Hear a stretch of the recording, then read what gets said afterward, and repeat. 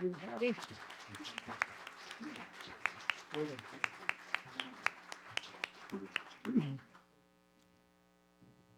You know, it's funny. Those of us who've been around a while, we remember 50 years ago when a hurricane washed a tremendous amount of fertilizer into the lake and changed the ecosystem quite dramatically. And all of a sudden then we had weeds that were so thick, we actually have a harvester go out and cut the weeds because people couldn't get their boats through and you couldn't swim in anymore. And you know, it's never a one and done. The causes of all of these things have evolved over decades.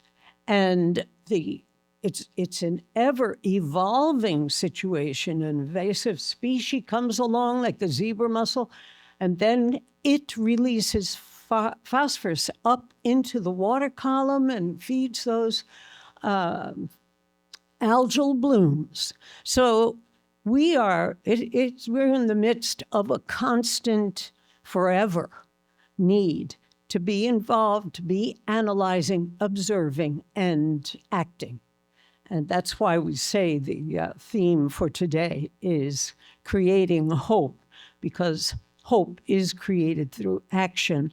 And I just love everything we've just heard because it's all about action. And now more action. Our second speaker is Seth. Would you want to come up here? And there you are. Oh, okay, good.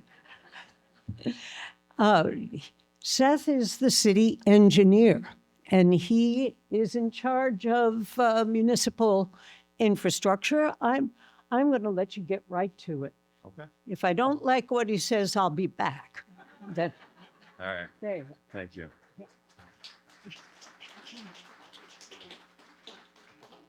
Hey, everybody. I'm joined here this morning by a professional that the City of Auburn has been working with, Emily Cummings with EA Engineering. And Emily, because of Adam's kickoff here today, has a water joke for you. I tried to get Seth to tell it, but he said I need to tell it. So what does a fish say when it hits its head on a concrete wall? Oh, damn. Awesome. Yes. All right, so all you other speakers coming up here next, get your thinking caps on. So yeah, my name is Seth Jensen. I'm the Director of Municipal Utilities of the City of Auburn. Thank you for showing up today. Thank you, Aula, for continuing to put on a great program each year as it relates to Owasco Lake, our Owasco. They charged me with a presentation to talk about the City of Auburn's goals and initiatives in protecting Owasco Lake. And I look at that through the city's lens here today, but on a personal note, you know, my family, myself, we identify ourselves as people from the Finger Lakes. Both of my sons are swimmers, swimming in Owasco Lake water every day at the YMCA. You know, it's very important to our community. But from a utility standpoint, obviously, the City of Auburn purveys water, just like the town of Owasco, from Owasco Lake. So the health of the lake is extremely important for 45,000 area-wide residents. Almost around half of Cuba County gets their drinking water from Owasco Lake. So I spent about 4 hours the other day working on multiple slide presentations. I pulled together what I felt like should be our goals as the City of Auburn. And I had a beautiful slide presentation pulled together. And then I took all of those concepts and things that I thought were important, things that we should be focused on, and I put them into this thing called ChatGPT. And I said, hey, Chat, you know, can you put together an image of these goals? And this is what it spit out. And I was like, oh my God. 30 seconds, 4 hours of my work, 30 seconds in one slide. So I don't have a lot of slides for you here today. I'm going to hand it over to Emily. And this basically encapsulates, I think, what we should be thinking about when it comes to protecting Owasco Lake and doing work within our watershed. The first three is what we're going to focus on a little bit later with Emily and what we've done with sub-watershed assessments and their nutrient reduction. Obviously, less nutrients coming or flowing into the lake means a healthy, less production and less harmful algal blooms and growth within the lake. Protecting our natural filters, preserving properties that are in good ecological standing, like our flats, other wetlands or forests within the Owasco Lake watershed. Very important, something that we need to continue to focus on and work on as a community. Erosion and sediment control projects in streams along our ditches. And you saw some examples of that the Management Council, as well as the Soil and Water Conservation District, really spent an awful lot of time focused on each year within our watershed. So we need to continue to support those efforts as well. Modernizing our infrastructure. The City of Auburn takes that very serious. We're in the middle of a almost $100 million capital upgrade at our wastewater treatment plant right now.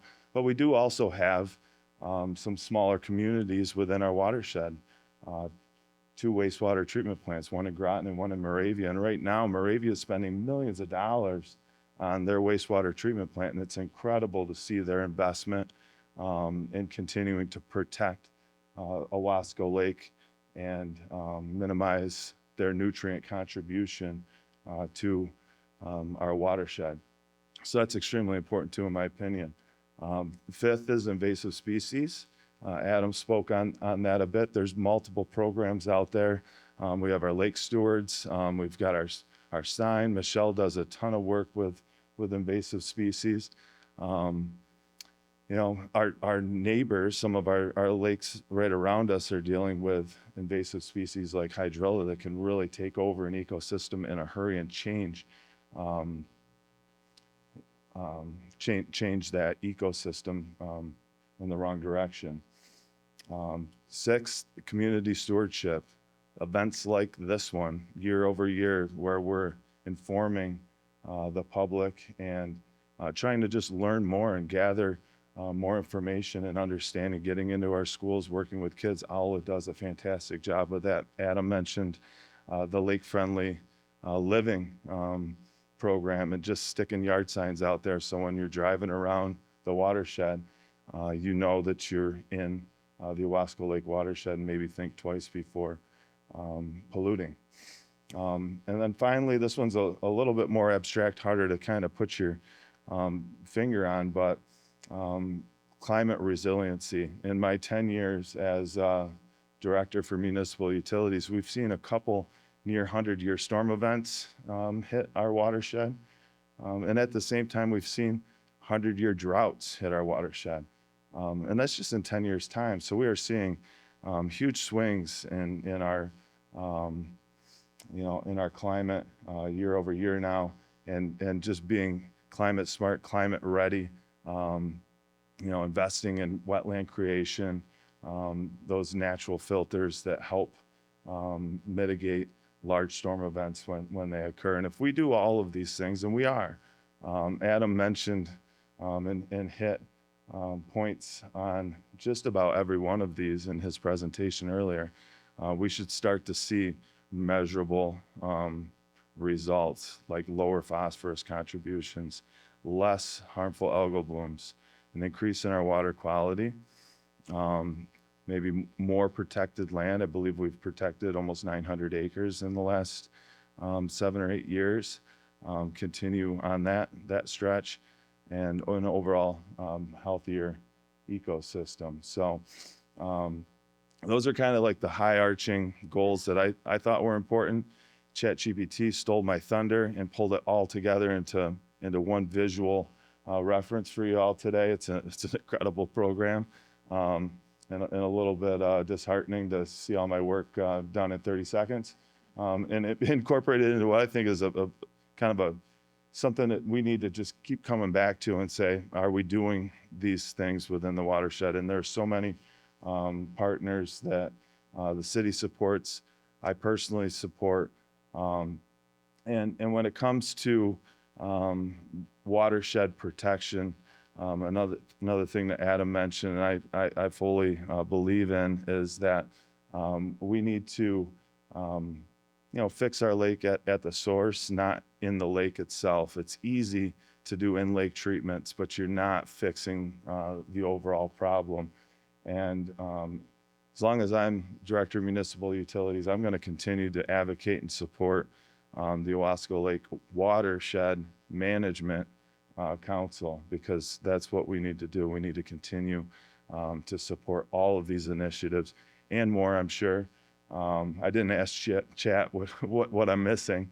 I just asked it to take what I had, and I'm sure there's more that I didn't come up with here today. But these are the goals I think are most important. So I'm going to flip the switch a little bit here. We're going to turn the lights on, potentially. And those of you that are online, I think that you're able to potentially participate in this. I want to ask you guys a question. Who here lives in the Owasco Lake watershed? All right, so we've got, keep your hands up because I'm a slow counter. I'm slow. I don't know, we'll say 20 people. All right, so we've got 20 folks here in person, plus or minus, that live in the Owasco Lake watershed. Who doesn't know what the Owasco Lake watershed is? All right, that's good. That's good. If you raised your hand, I don't know where I would have went with that. Poll question two: if you're one of those 20, and if you answered online, thank you as well.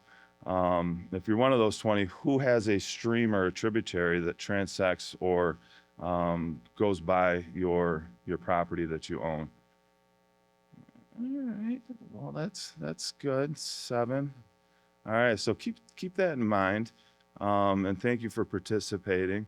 I'm going to turn it over to Emily here pretty soon to talk about one of our initiatives, one of the projects that we've been working on, and at the end of the presentation, we'll turn the lights back on back there and re-engage. So no sleeping.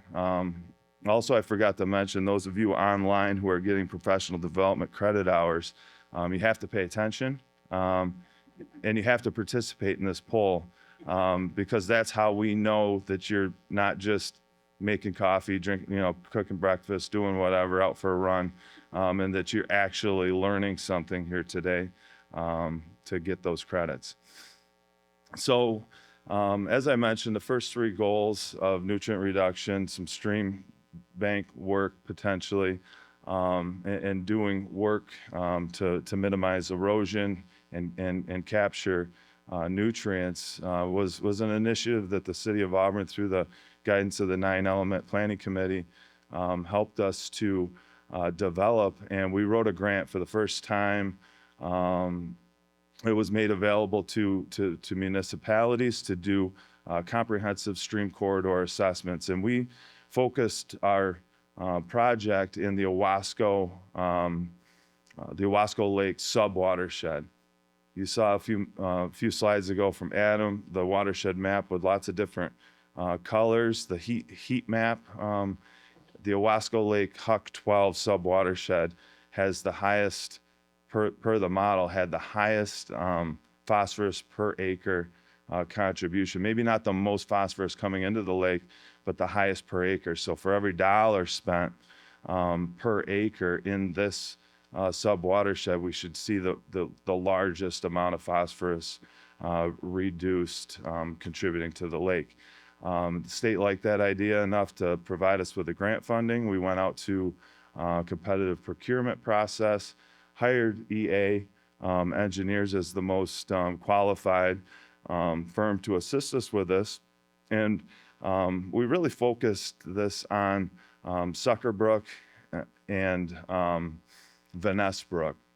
The whole sub-watershed obviously is comprised of lots of little intermittent streams along the east and west shoreline, but the largest contribution of flow certainly is coming from Sucker and Vaness within this sub-watershed.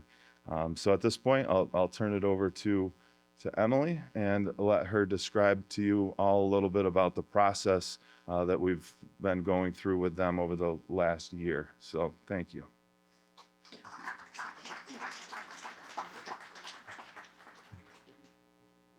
Good morning. So as Seth mentioned, EA Engineering has been under contract with the City of Auburn and also working with other project partners in the watershed to complete this comprehensive stream corridor assessment of Sucker Brook and Vaness Brook. Under the grant awarded to the city, there's two main guiding documents of how those assessments are performed. One authored by New York State for the whole grant program. And then really one of the main guidance documents is out of the Susquehanna Coalition in the southern tier. They provide a framework for stream assessment. So EA has, as Seth mentioned, worked through this year to prepare those assessments. So what's included in that? It included initially a detailed desktop assessment. We wanted to establish baseline conditions based on our historical review of documents that already exist on the two streams and their watersheds. And then even just as simple as looking at Google Map aerial imagery, how land use has changed visually over time. We used our background data review with the Google imagery and with geographical information system sort of mathematical processing of some of that information to identify target reaches within each stream that we thought were best suited for an in-field assessment. So in-field measurements and observations. We identified those reaches and worked with the city and the Watershed and Protection Division to get access to these private properties where the reaches occurred. We went out and did about a week of field work, looking at a couple sites in Vaness Brook and then a couple other sites in Sucker Brook. So all in all, the desktop assessment and our field assessment, we coalesced that information into two separate reports for both streams. So in the field, what are we looking at? We were looking at stream channel, stream bank, and riparian zone measurements and observations, channel width and depth of the stream channels were measured, and we did that to determine whether the dimensions of the channel as they exist are within expected ranges that are developed on regional geometry curves in our area of New York State.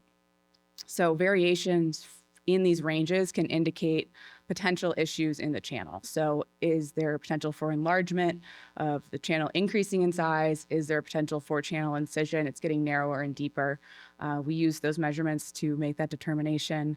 Then looking at the stream bank, are there indicators that there is potential for bank erosion? So we use the standard measurement of bank erosion hazard index, which looks at bank slope, vegetation, soil, bank angle, and stratification, root density to basically rank low, medium, high of if a bank is likely to erode or if it is stable. And then in the riparian zone, is there an active buffer, established buffer present? What is it composed of? Does it have invasive species or adequate vegetative diversity? And then moving out even further, we look into the floodplain. So the floodplain assessments examine how well the stream maintains its connectivity with the upland and floodplain area outside of the immediate channel. And a key metric in that is the elevation of the floodplain relative to the stream channel's bank full stage. So if there is too much of an elevation difference, the stream will not be able to access its floodplain in high flow events. And if when it's lower and more connected with the bank full elevation and floodplain, you are able to get the lateral dispersion in high flow events. And then looking at upland areas, what is the land use? Are there existing impairments that can be noted? Are there existing obstructions that could impact overall stream health? So with all that data, we went back and then established some recommendations on certain sites that we looked at in the field, but also general recommendations that can be implemented across these watersheds. So these might seem very familiar if you're familiar with the 9E plan. These are a continuation of what was started in the 9E plan. So providing a more specific recommendation per sub-watershed and even per reach, and really developing conceptual project plans that can be utilized by project partners and you all to pursue further projects. So some of these recommendations, again, you might be familiar with, but riparian buffer enhancement, part of our desktop evaluation, we identified where there were positive buffer indicators, where there were already areas of 35-foot width or greater. We use 35 width as our kind of starting metric, where there are forested areas or where there are existing wetland areas, and mapped those areas. And then looked at both areas where there are a good buffer system already established and maybe some areas where there's a lacking buffer. So overall recommendation of just increasing that buffer width if possible, and also just increasing that diversity. So instead of low-lying herbaceous vegetation, considering planting additional riparian, shrub, and tree species to really increase soil stability, but also provide shade and cover on the stream channel, which can help aquatic organisms. Bank stabilization, as we've talked about a little bit already today, that's a combination of both hard and soft engineering practices to match local conditions and to kind of buffer the near bank stresses that are caused during high flow events or even base flow events to prevent further soil loss. So it can look something like placing riprap, regrading, and even just vegetation can help stabilize these banks. And then a third recommendation is culvert repair and removal. This is aimed at addressing hydraulic bottlenecks that can overall reduce erosion and help restore natural stream connectivity. It involves repairing or resizing existing culverts. There may be instances where culverts are too small for the channel. So are they constricting flow? We would recommend expanding overall width to let higher flows pass. And then there's also a couple instances where there are culverts that appear to be no longer in use or needed. So we could look at removing those culverts. And then fourth, wetland creation. So we identified areas in both subwatersheds where existing conditions present opportunities for wetland creation, either on a larger scale or creating these little pocket wetlands. That would involve excavating an area and replanting with native wetland vegetation. The overall goal, is to improve water quality by helping slow water down, having the wetlands act as a nutrient sink, and allowing those plants and microbes a chance to uptake and transform some of the nutrients you're seeing in the watershed. Okay, a little more excavation involved, channel realignment. So this could be appropriate where there are historically straightened portions of the channel or overly sinuous. So areas where you have really sharp bends that are creating a lot of stresses on the outside bend of the channel, reconfiguring that channel alignment by excavating a new channel and abandoning the old channel just to soften those curves or to create some natural sinuosity again. We also observed that there are instances of head cuts in the stream channel. So basically the bottom of the channel is eroding over time. Currently, the ones we observed were stabilized by larger trees' root systems, but over time, those head cuts can propagate upstream. So basically it starts eroding and then the face keeps getting eaten away and it migrates upstream. And that can lead to a lot of soil and sediment mobilization long term. So we would recommend installing grade control structures and infilling those head cuts with some larger stone just to dissipate some of the energy.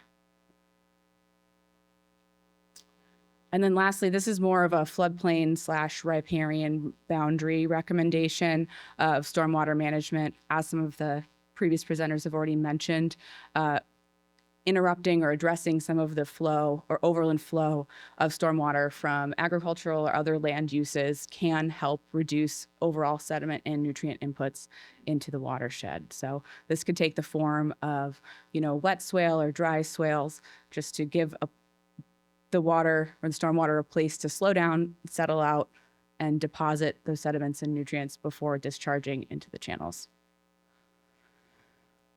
Not included in the stream assessment report, but also part of EA's scope with the City of Auburn, was to evaluate locations in both Van Ness and Sucker Brook where a stream gauge or flow measurement device could be installed. Where are there appropriate crossings that could be accessible? Where can these devices be installed with adequate access to power, whether hardline or solar power? And what are some of the pros and cons of these different measurement systems? Because as we've mentioned, implementation of these BMPs and these projects is great, but it's also really important to measure them and have quantifiable results to demonstrate your reductions. So this would provide an opportunity to have distinct flow measurements on those streams that we don't currently have flow measurement capabilities on. And so some of the alternatives we looked at were more simple stage flow measurements, and then a little bit more complex flow measurement systems that are capable of transmitting electronically and then can be managed by the city or another project partner outside of the USGS gauge system. Okay, next steps. Coming out of these stream assessments, where do we look or where do we go from here?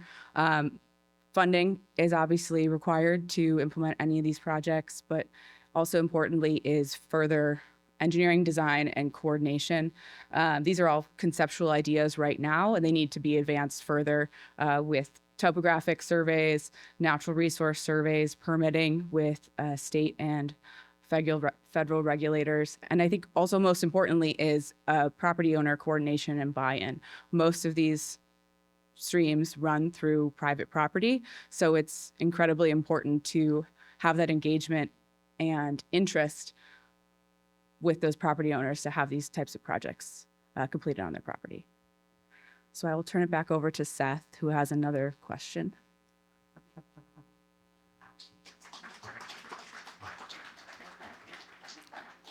Nice job, Emily. Thank you. And as Emily mentioned, this is going to be kind of the hardest part of this project, right? Is all right. We've done the plan.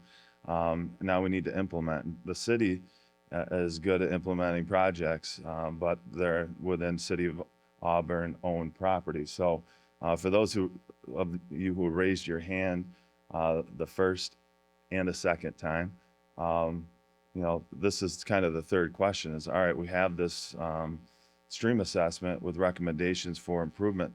Who would be willing to partner with an organization like the City of Auburn, the Management Council, Soil and Water Conservation District, perhaps?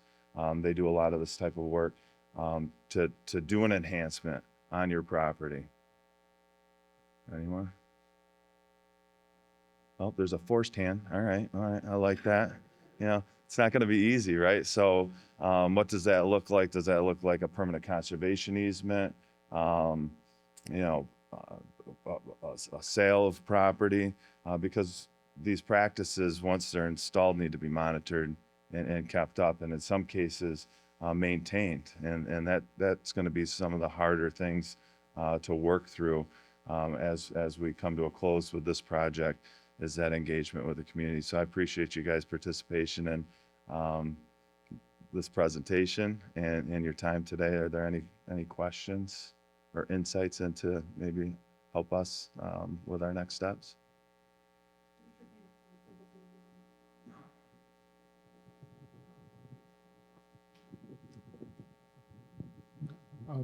Timeline on the projects in Van Ness and Sucker? So the report is in DEC's hands right now for final review. We have probably a more comprehensive presentation on the results that will show the properties that EA is recommending some of these alternatives on in the next month or so. So My hope is that this report will be finalized by spring, and then we'll likely work with the 9E Planning Committee, with the Management Council, and try to do some engagement with property owners over the next few months. I'm not sure what that timeline looks like, and it all depends on whether we have a willing property owner and what those next steps look like. It could be fast within the next year or so. It could take a couple of years, and I'm sure Doug Kearse with Soil and Water Conservation District can attest to having projects all ready to go, and then somebody backs out, and then that whole project and planning effort stops for now and sits on the shelf. But I don't have a great answer for you on that, Bruce. Okay. Follow up. Is this project just for the design, and then you still have to find the actual implementation money? Yes, this project is planning level only, very high level design. So once a project's identified, full scale 100% design, we have to go in permitting. So we all know that can take a year or two to get through just the permitting process with various agencies, depending on what that scope of work specifically looks like. Yes, and in the 9E report, Yep. it had a list of the projects for Vanessa and Sucker Brook. Those figures, what do they include there? If you've got an area and it has a $300,000 amount on it, would that include like the new engineering process and work to be done on that particular section, or is it more than that? Yeah, can you answer? I don't completely understand. Yeah, so I think you're referring to some of the tables that were in the 9E plan, right? Identifying these streams and sub-watersheds and the types of projects and relative cost. Is Yes. that what you're asking about? Yeah. So this is furthering that. So as we mentioned, there's those initial categories of what the recommendations are, bank stabilization or stormwater management. Those echo back to the 9E categories they mentioned. And then part of our deliverable in our report is identifying specific sites and then providing a more refined cost estimate. How much would a project, maybe combining multiple recommendations, bank stabilization, wetland creation, riparian buffer enhancement, maybe packaging all of them together, how much would that cost? And then we also provided a rough estimate of schedule based on the type of project. Does that answer your question? Well, If it doesn't, you can follow up. Okay. I guess the only follow-up I would say is, so we're looking at a plan basically that if you had your wish list and we could go through and you put all of those things into Sucker Brook, that we would have a system that would be pretty workable for the next 40 years. Is that correct? Yeah, I mean, I'll that let you would Seth certainly take you would that certainly question. think it would be much. He says yes. Okay, thank you.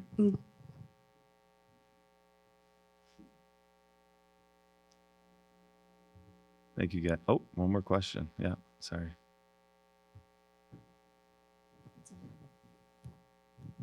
So I was looking at your maps earlier for the watershed, and they look a lot different than Adam's map. I wondered if AI created your map or something. No, just that first picture, just that first picture. So that map was just highlighting the Owasco Lake Huck 12 sub-watershed, just a portion of the total watershed. So I think there's 5 Huck 12s sub-watersheds within the Owasco Lake whole watershed. So that map was just highlighting what that sub-watershed of Owasco Lake Huck 12 is.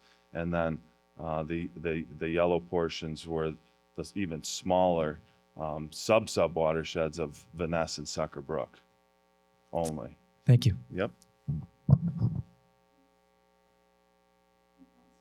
What a Huck, can you explain what the Huck 12 means?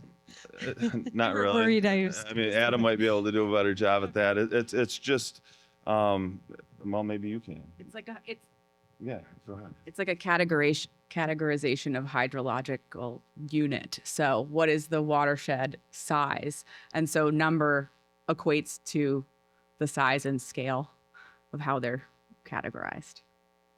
Yeah. So it's just a portion of the whole watershed. Yeah. Anything else? I know we're blowing time budgets here. I'm sorry. I saw your sign. I saw you do it. Thank you guys.